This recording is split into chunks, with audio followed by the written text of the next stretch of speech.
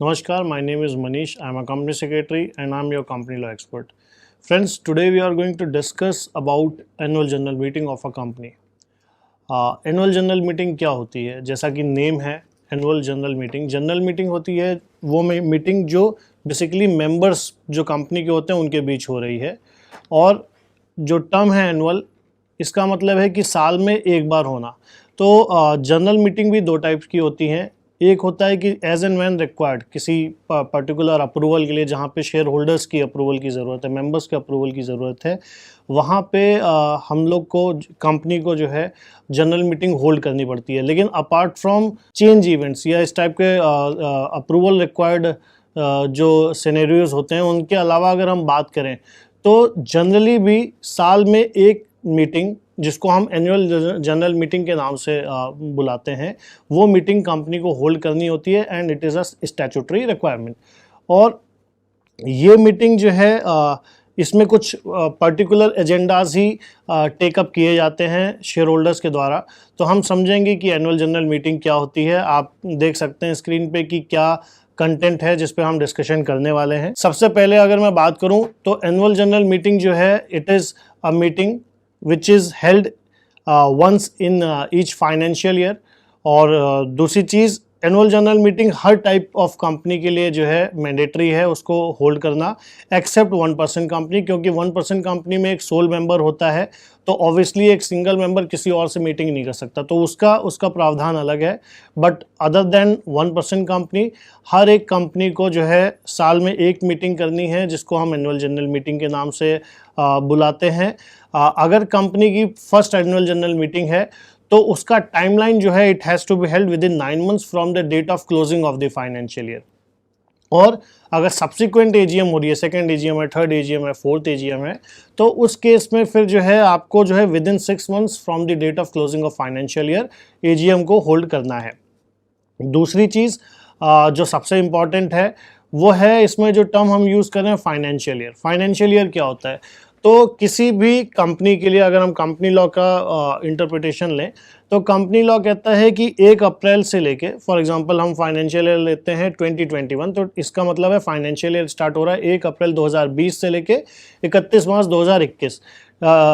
तो financial year normally तो 1 अप्रैल से 31 मार्च होता है, बट फर्स्ट फाइनेंशियल ईयर का अगर हम डेफिनेशन में जाएंगे तो उसमें क्या होता है कि अगर कोई भी कंपनी 1 जनवरी या उसके बाद इनकॉर्पोरेट हुई है तो आपका जो फाइनेंशियल ईयर है, 2 फाइनेंशियल ईयर क्लब किए जा सकते हैं, विच मीन्स आपका जो फर्स्ट फाइनेंशियल ईयर है वो हो सकता है वो 15 महीने का हो। मैं एक एग्जांपल के तौर पे आपको समझाता हूँ। फॉर एग्जांपल एक कंपनी जो है वो इनकॉर्पोरेट हुई, जिसका डेट ऑफ इनकॉर्पोरेशन है 31 दिसंबर 2020। तो ये तय है कि उसका जो फर्स्ट फाइनेंशियल ईयर है वो क्लोज होगा 31 दिसंबर 2021। ठीक है। अगर 31 दिसंबर 2020 में आपकी कंपनी का रजिस्ट्रेशन हो रहा है तो वो उसका फाइनेंशियल ईयर क्लोज करेंगे हम 31 मार्च 2021। लेकिन वहीं पे मान लीजिए कि आपकी कंपनी जो है एक दिन डिले के साथ, अगर आपकी इनकॉर्पोरेट आरओसी ने एक दिन डिले के साथ उसका अप्रूवल किया इनकॉर्पोरेशन का, और आपका डेट ऑफ इनकॉर्पोरेशन 1 जनवरी 2021 है, तो उस केस में आपका जो फर्स्ट फाइनेंशियल ईयर होगा वो 31 दिसंबर 2021 की जगह 22 आ जाएगा। ठीक है, क्योंकि यहाँ पे 15 महीने का आपका फाइनेंशियल ईयर हो सकता है in case of first financial year. दूसरी चीज, अब इस पे बहुत सारी चीजें डिपेंड करती है। अगर आपका फाइनेंशियल ईयर, अब मान लीजिए आपकी भले कंपनी आपकी 1 जनवरी 2021 में बनी हो, लेकिन आपका जो एजीएम होनी है, फर्स्ट एजीएम, वो 2021 में नहीं हो रही है। ठीक है, क्योंकि आपका फाइनेंशियल ईयर एंड हो रहा है 31 मार्च 2022 में, क्योंकि 21 में बनी है तो 22 में खत्म होगा। तो आपका ड्यू डेट ऑफ एजीएम जो है वो 9 मंथ्स कैलकुलेट करेंगे 31 मार्च 2022 से। तो इस चीज़ को आपको समझना ज़रूरी है कि फर्स्ट एजीएम के केस में जो है आपका टेन्योर ऑफ, या फिर मैं कह सकता हूँ due date of holding AGM, वो 9 मंथ्स होती है। और वो 9 मंथ्स के अलावा हमको ये भी देखना है कि फाइनेंशियल ईयर हमारा कब खत्म हो रहा है। ठीक है, दूसरे एस्पेक्ट पे आते हैं हम लोग। हमको ये भी इंश्योर करना है एट द सेम टाइम कि 2 एनुअल जनरल मीटिंग्स के बीच में जो गैप है, it shall not exceed 15 months. ये 15 महीने से ज़्यादा का 2 एजीएम के बीच में गैप नहीं होना चाहिए, otherwise it is a non compliance of section 96 of the companies act. Further जो इस मीटिंग को कब करना है, कैसे करना है, तो उसके लिए बहुत क्लियरली मेंशन है कि आपको जो है ये अगर एनुअल जनरल मीटिंग कंपनी कर रही है तो it has to held during the business hours, that is between 9 AM to 6 PM on any day except a national holiday. तो अगर फॉर एग्जांपल 15 अगस्त है या 26 जनवरी है या 2 अक्टूबर, अगर कोई नेशनल हॉलीडे है तो उस डेट पे जो है एनुअल जनरल मीटिंग किसी भी कंपनी की नहीं करी जा सकती है। मूविंग फर्दर, अब हम बात करेंगे कि अगर हम एजीएम कर रहे हैं तो एजीएम में ऑब्वियसली वो मीटिंग करी जाती है शेयर होल्डर्स के लिए। तो उस मीटिंग को कंडक्ट करने के लिए आपको जो है शेयर होल्डर्स को नोटिस देना होता है, कंपनी को शेयर होल्डर्स को नोटिस सर्व करना होता है। तो उस नोटिस से रिलेटेड क्या प्रावधान है मैं उसको आपको बताता हूँ। सबसे पहली चीज़ तो जनरली एक नॉर्मल कंपनी जो भी होती है, चाहे वो प्राइवेट कंपनी हो चाहे वो पब्लिक कंपनी हो, उसको ये इंश्योर करना है कि जो नोटिस ऑफ एजीएम है it should be given for a period not less than 21 clear days. और 21 क्लियर डेज का मतलब है दोनों ही दिन एक्सक्लूसिव है। फॉर टेक्निकली अगर मैं बात करूँ तो ये 23 दिन हो जाता है। मतलब हम जिस दिन को काउंट कर रहे हैं, जिस दिन से काउंट कर रहे हैं उस दिन को काउंट नहीं कर रहे हैं, और आखिरी वाला जो दिन है उसको भी हम काउंट नहीं करते हैं। तो फर्स्ट और लास्ट के बीच में 21 क्लियर डेज होने चाहिए। तो एक तो ये चीज़ हो गई। दूसरी जो मैंने इस प्रेजेंटेशन में मेंशन नहीं किया है, एक एक्सेप्शन है ये 21 क्लियर डेज नोटिस का, वो है सेक्शन 8 कंपनी। तो सेक्शन 8 कंपनी के केस में जो आपका नोटिस ऑफ एजीएम होता है वो 14 दिन का हो सकता है, या उसके लिए जो मिनिमम जो टाइमलाइन तय की गई है वो 14 दिन है। मिनिमम 14 क्लियर डेज का नोटिस पीरियड होना चाहिए।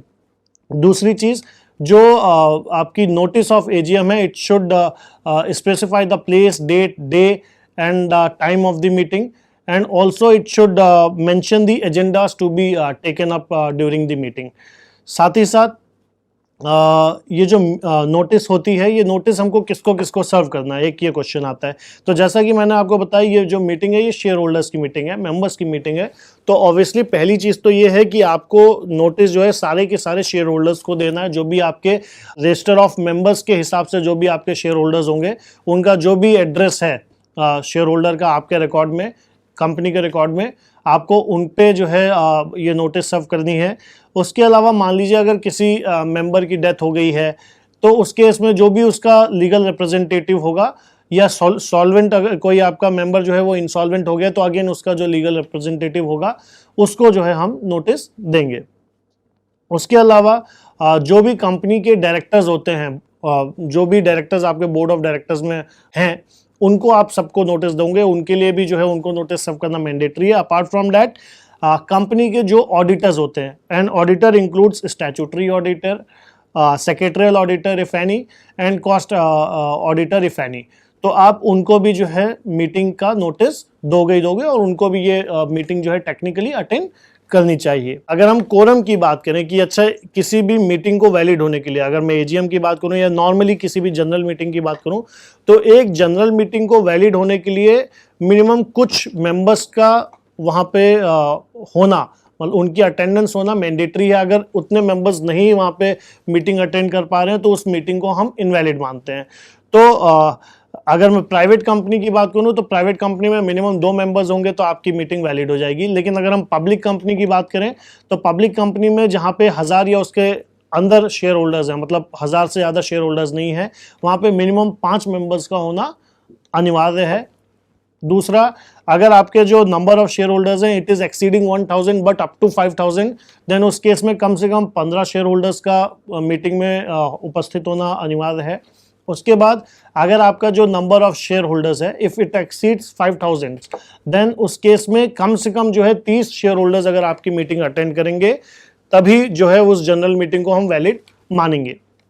इन केस अगर जो है जो भी आपका एज पर नोटिस जो भी टाइम था जिस पे जो है मीटिंग स्टार्ट होनी थी, उस टाइम के अगले आधे घंटे में अगर आपकी कोरम प्रेजेंट नहीं होती है, जो भी मैंने बोला कि मिनिमम इतनी अटेंडेंस होनी चाहिए, तो उस केस में आपकी मीटिंग को जो है एडजर्न कर दिया जाएगा और वो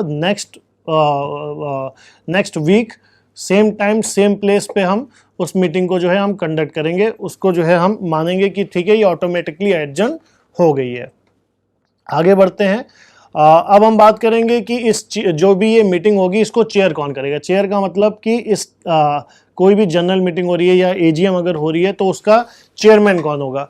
तो सबसे पहली चीज़ तो ये होती है कि अगर कंपनी का आर्टिकल्स ऑफ एसोसिएशन अगर वो मेंशन करता है कि कोई स्पेसिफिक पर्सन को कि he shall be the chairman, या वहाँ पे प्रोविजंस मेंशन है कि how to elect a chairman, या उसका अगर किसी को हम चेयरमैन इलेक्ट करते हैं या बोर्ड इलेक्ट करता है तो उसका टेन्योर क्या होगा, तो उसके हिसाब से जिसको भी चेयरमैन नियुक्त किया गया as per articles of association उसको जो है वो इस मीटिंग को चेयर करेगा। और इनकेस अगर जो है आर्टिकल्स ऑफ एसोसिएशन साइलेंट है या कोई जो है बोर्ड ने किसी को chairman for this purpose appoint नहीं किया है, देन इन दैट केस जितने भी मेंबर्स वहाँ पे उपस्थित होते हैं वो आपस में किसी एक को चेयरमैन इलेक्ट कर सकते हैं। अब हम आगे बात करेंगे इनकेस, इससे भी पहले मैं आपको प्रॉक्सी से पहले मैं एक चीज़ और बताऊंगा कि एनुअल जनरल मीटिंग में हम करते क्यों हैं।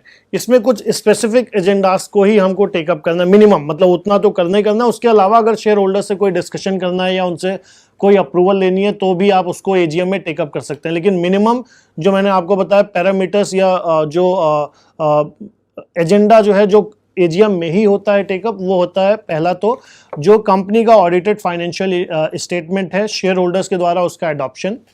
दूसरा होता है कंपनी का जो भी ऑडिटर है अगर उसकी ऑडिटर्स रिपोर्ट है। दूसरा डायरेक्टर जो बोर्ड ऑफ डायरेक्टर्स है उनकी जो डायरेक्टर्स रिपोर्ट है उसको जो है उसको कंसीडर किया जाता है शेयर होल्डर्स के द्वारा। फर्दर अगर किसी भी प्रकार का कंपनी डिविडेंड डिस्ट्रीब्यूट कर रही है तो उस पर फैसला होता है, शेयर होल्डर्स डिसाइड करते हैं कि ठीक है हमको डिविडेंड डिस्ट्रीब्यूट करना है या नहीं करना है। चौथा होता है अगर किसी भी डायरेक्टर का बाय रोटेशन या अदरवाइज भी किसी का अपॉइंटमेंट या रीअपॉइंटमेंट होना है तो वो जो है हम एजीएम में टेकअप करते हैं उस एजेंडा को। और आखिरी जो सबसे इंपॉर्टेंट है वो ये होता है कि आपका ऑडिटर स्टैट्यूटरी ऑडिटर की अगर अपॉइंटमेंट हो रही है तो वो हम एजीएम में करते हैं, अपॉइंटमेंट या फिर रीअपॉइंटमेंट। अब हम बात करेंगे प्रॉक्सी की। प्रॉक्सी क्या होता है, तो मैंने आपको बताया कि जो जनरल मीटिंग होती है जो एजीएम होती है it is for members. So in case if any member is not able to attend the general meeting then उस केस में क्या होता है कि अगर वो मेंबर चाहे तो वो अपने बिहाफ पे किसी प्रॉक्सी को मीटिंग अटेंड करने के लिए भेज सकता है। अगर कोई प्रॉक्सी किसी को अगर प्रॉक्सी अपॉइंट होना है या करना है तो उस केस में आपको कंपनी को एटलीस्ट 48 आवर्स पहले आपको उसका इंटीमेशन देना पड़ेगा, रिटन इंटीमेशन होना चाहिए। दूसरी चीज़ जो भी प्रॉक्सी अपॉइंट होता है he shall not be allowed to speak और put any view on any of the matter that are discussed in the meeting. दूसरी चीज़ he is not allowed to vote generally until and unless अगर voting जो है वो by पोल हो रही हो। तो अगर किसी एजेंडा पे अगर डिसीजन जो है वो बाई शो ऑफ हैंड्स हो रहा है, मैं आपको अभी आगे बताऊंगा कि किस तरीके से डिसीजन मेकिंग होती है या रेजोल्यूशन कैसे पास किया जाता है, उसकी वोटिंग कैसे होती है। तो उसमें से एक तरीका होता है बाई शो ऑफ हैंड्स और एक तरीका होता है बाई पोल। तो अगर बाई शो ऑफ हैंड्स हो रहा है तो ऑब्वियसली वहाँ पे प्रॉक्सी को अलाउड नहीं है कि वो अपना वोट दे। बट अगर जो है किसी भी एजेंडा पे उसका डिसीजन मेकिंग या उसकी वोटिंग जो है अगर वो बाई पोल हो रही हो तो वहाँ पे ही खाली प्रॉक्सी को वोट देना अलाउड है on behalf of the actual member या आपका जो रियल मेंबर है।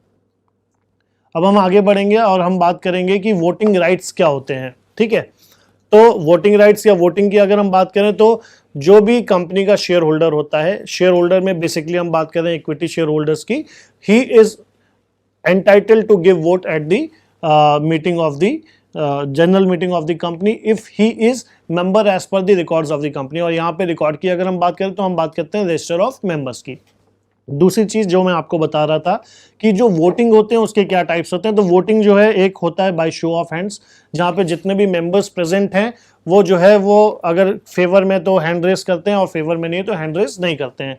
देन उनका जो है जितने लोगों ने फेवर में हैंड रेस किया है उनकी काउंटिंग के हिसाब से हम डिसीजन लेते हैं कि इसको जो है इस पे अप्रूवल हो रहा है एजेंडा पे, उस मोशन के फेवर में जा रहा है डिसीजन या नहीं।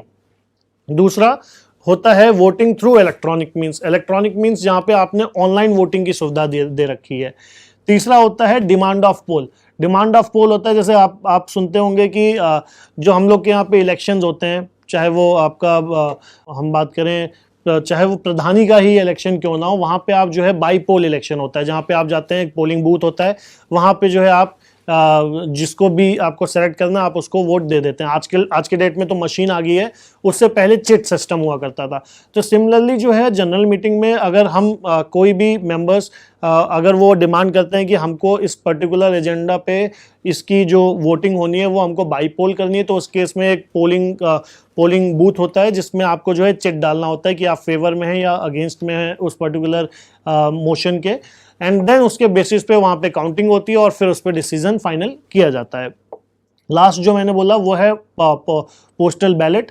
पोस्टल बैलेट क्या होता है, जहाँ पे जो है बाई पोस्ट जो है जो भले आप शेयर होल्डर जो है वो मीटिंग अटेंड कर रहे हो ना कर रहे हो सकता हो किसी के लिए जो है मीटिंग में पहुंच पाना जो है मुश्किल हो, वो मीटिंग इन फिजिकल अटेंड ना कर पा रहा हो, तो उस केस में भी एट टाइम्स जो है जनरल मीटिंग्स में सुविधा दी जाती है कि ठीक है, अगर आप मीटिंग जो है फिजिकली अटेंड नहीं भी कर रहे हैं तब भी आप वोट दे सकते हैं बाई पोस्टल बैलेट, जहाँ पे आप जो है आप उसका एक पर्टिकुलर फॉर्म होता है जिसको आप फिल करके एजेंडा पे आप उसके फेवर में हैं या उसके फेवर में नहीं है वो आप मेंशन करके वो कंपनी के रजिस्टर्ड ऑफिस एड्रेस पे आप उसको पोस्ट कर सकते हैं अपने वोट्स को। मूविंग फर्दर, अब हम बात करेंगे मीटिंग अगर कोई भी हो रही है, जनरल मीटिंग हो रही है या एजीएम हो रही है, तो उसके प्रॉपरली मिनट्स बनते हैं। और मैं आपको बता दूं कि हर एक एनुअल जनरल मीटिंग का एक नंबर होता है, first annual general meeting, second annual general meeting. आप कभी भी देखिएगा, कभी आप न्यूज़ में देखिएगा या कभी आप न्यूज़पेपर्स पढ़ते होंगे तो उसमें देखते होंगे कि for example, HUL Limited is conducting 32nd AGM of the company on so and so date। तो बेसिकली हर एक जनरल मीटिंग की नंबरिंग होनी चाहिए। उसके अलावा जो है पेज नंबरिंग होना अनिवार्य है। साथ ही साथ जो भी आपकी मीटिंग्स में प्रोसीडिंग्स हुई हैं, जो डिस्कशंस हुए हैं, किस एजेंडा पे कितने लोगों ने फेवर में वोट दिया, अगेंस्ट में वोट दिया, प्रपोजर कौन है, सेकेंडर कौन है, वो आपको जो है इस मिनट में मेंशन करना होता है। ठीक है, और ये minutes with in 30 days of the meeting chairman के द्वारा साइन हो जाना चाहिए। तो ये था मिनट से रिलेटेड प्रावधान जो जनरल मीटिंग का होना है। एजीएम को मैंने आपको समझाया, मैंने आपको जनरल मीटिंग का भी बेसिक बताया। तो उम्मीद करता हूँ कि आपको एनुअल जनरल मीटिंग और उसका पर्पस आपको समझ में आएगा। इन case if you have any query please do share with us. Thank you.